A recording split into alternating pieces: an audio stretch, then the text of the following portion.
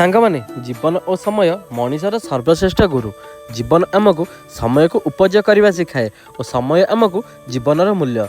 बोध हुए जीवनर यह मूल्य को सठिक भाव में बुझी केन्द्रापड़ार टुटू भाई, जी कि 42 डिग्री ए टाण खरारे भी सकाळ 10टारू संध्या 6टा जाए केन्द्रापड़ा टाउन पाखे थिबा रेलवे ओवरब्रिज तले और रिलायंस पेट्रोल पंप फ्रंट रे ठिया होई लेंबू पानी और घोल दहीर स्पेशल सरबत बिकी थांती।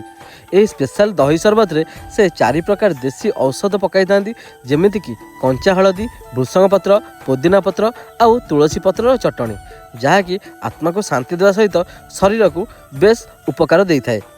आउ सबुठारु बड़ कथा है यही दही सरबत और लेंबू पानी रे टुटू भाई साकारिन बदल में मिश्री पानी मिक्स करथांती।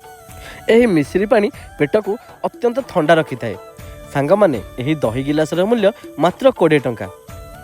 आउ एते परिश्रम करी मध्य टुटू भाई जीवन युद्ध रे आज भी हार मानी नाहांती। 15 वर्ष है यही लेंबू पानी और दही सरबत बिकी निजर 6 प्राणी कुटुंब को चलाउछंती आ समस्त मुहरे भी हस फुटाई। आ पचारे टुटू भाई आमर हसी दे कहती बजरंगबाली दयारू सब ठीक ठाक चली जमीक मन में कौन अवशेष टिके ना। आउ एक आकर्षणीय कथा है तांकर यही गाड़ी सेटअप टी से एमती बनई देखला लोकटी 5 मिनिट देखिब।